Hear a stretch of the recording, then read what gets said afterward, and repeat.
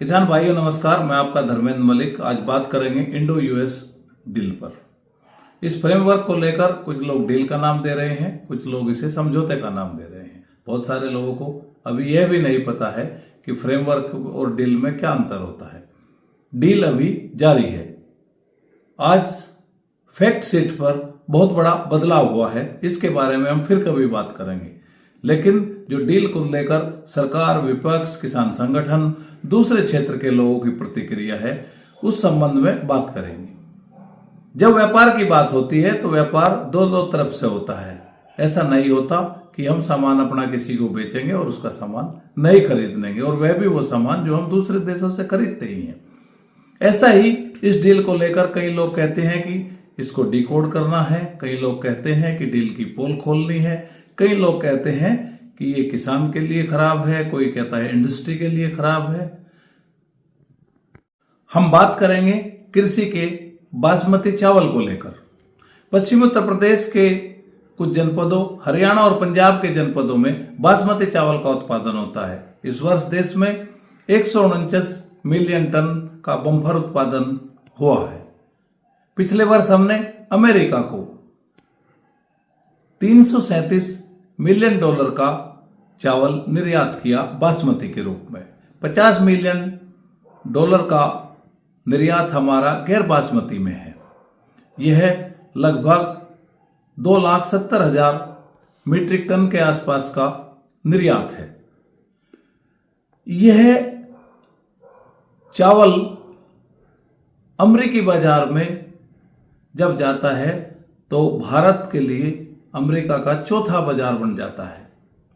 हम और देश में भी बासमती का निर्यात करते हैं। यहां जब हम इस बाजार में जाते हैं तो हमारा मुकाबला होता है पाकिस्तान, वियतनाम और थाईलैंड से। आप सोचिए, जब रेसिप्रोसिकल टैरिफ आपके ऊपर ट्रंप ने 50% लगाए तो आपका बासमती का निर्यात समाप्ति के कगार पर था, खत्म होने के कगार पर पहुंच जाता अगर यह डील नहीं होती। अमेरिका के बाजार में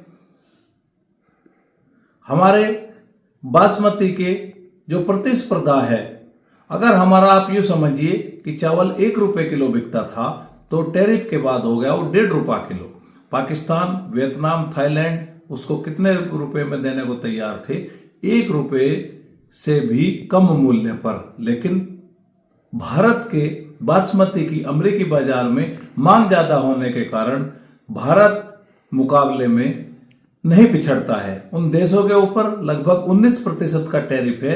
अब हमारे ऊपर 10 से बढ़कर 18% का टैरिफ हो गया है और 50 से घटकर 18% पर आ गया है। आज भी हम मुकाबला करने में सक्षम हैं। देखिए, अगर इतना बड़ा बाजार भारत के हाथ से निकल जाता है तो देश में बासमती चावल उत्पादन करने वालों के किसानों की हालत क्या होगी, आप इसका अंदाजा लगा सकते हैं।